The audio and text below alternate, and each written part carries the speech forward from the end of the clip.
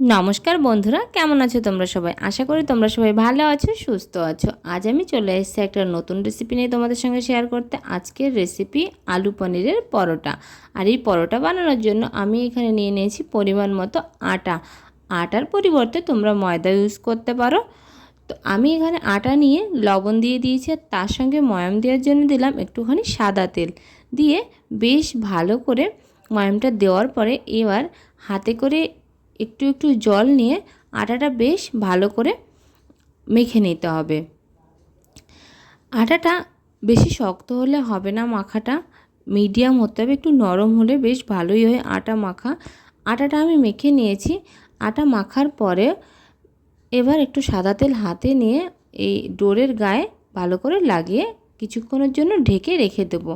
আর এদিকে পুর বানানোর জন্য আমি কিছুটা আলু সিদ্ধ করে গ্রেটারে গ্রেট করে নিয়েছিলাম, আর নিয়েছি আদা, কাঁচা লঙ্কা কুচি আর কিছুটা ধনেপাতা কুচি।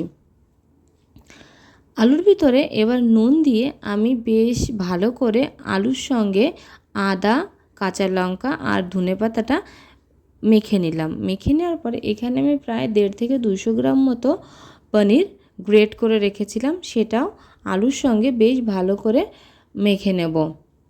আলু আর পনির একসঙ্গে মিলিয়ে নেওয়া হয়ে গেলে এবার যে আমি আটার ডোটা বানিয়ে রেখেছিলাম সেটা দিয়ে আমি গোল গোল করে ছোট ছোট ডোর বানিয়ে নেব। যেরকম করে আমরা রুটি বানাই ঠিক সেরকম করে, রুটির থেকেও একটু বড় বড় সাইজের ডোর বানিয়ে নিতে হবে।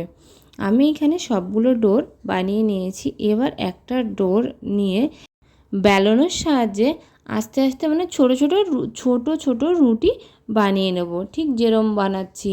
পুর ভরার জন্য বানাবো, হাতে চাপলেও হয়, কিন্তু সেটা না একটু টাইম লেগে যাবে, তাই আমি বেলন দিয়ে এরকম ছোট ছোট রুটি বানিয়ে নিয়েছি। ঠিক এরকম বানিয়ে নেওয়ার পরে এবার যে পুরটা আমি বানিয়েছিলাম সেই পুরটা দিয়ে এইভাবে মুখটা বন্ধ করে নিয়েছি, আর দুই হাত দিয়ে একটু গোল গোল করে ঘুরিয়ে দিলাম যাতে ভেতরে পুরটা সেট হয়ে যায়। পুরটা সেট হয়ে গেলে এবার বেশ হালকা হাতে কিন্তু পরোটাটা বানাতে হবে, চাপ দিলে আবার আলু বেরিয়ে যেতে পারে। হালকা হাতে পরোটাটা বানাতে হবে, ঠিক এরম করে।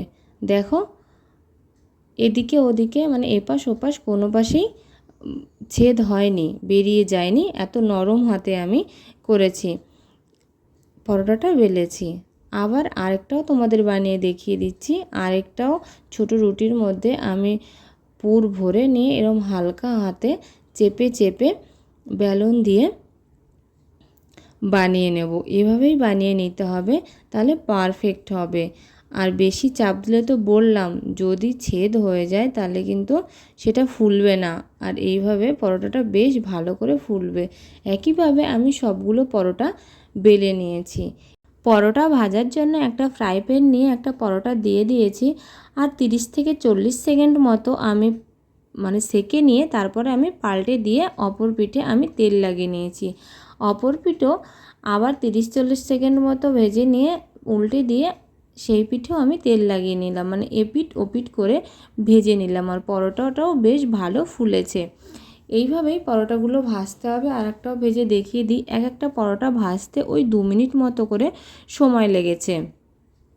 আর আঁচটা মিডিয়াম আঁচেই রাখতে হবে, লো টু মিডিয়াম, হাই করলে আবার জ্বলে যেতে পারে। আমি সাদা তেল এখানে ইউজ করছি, তোমরা চাইলে সাদা তেলের পরিবর্তে ঘিতেও পরোটাগুলো ভাজতে পারো। একইভাবে আমি সবগুলো পরোটা ভেজে নিয়েছি। রেসিপিটি ভালো লাগলে লাইক, কমেন্ট, শেয়ার করবে। এবার আমি একটা পরোটা তোমাদের কেটে দেখিয়ে দিচ্ছি। এতটা ফুলেছে পরোটা, উপরের পাট আর নিচের পাট আলাদা আলাদা হয়ে গেছে, আর ভেতরের পুরটা কি সুন্দর বোঝা যাচ্ছে, তাই না? চলো তাহলে আজকের মতো টাটা।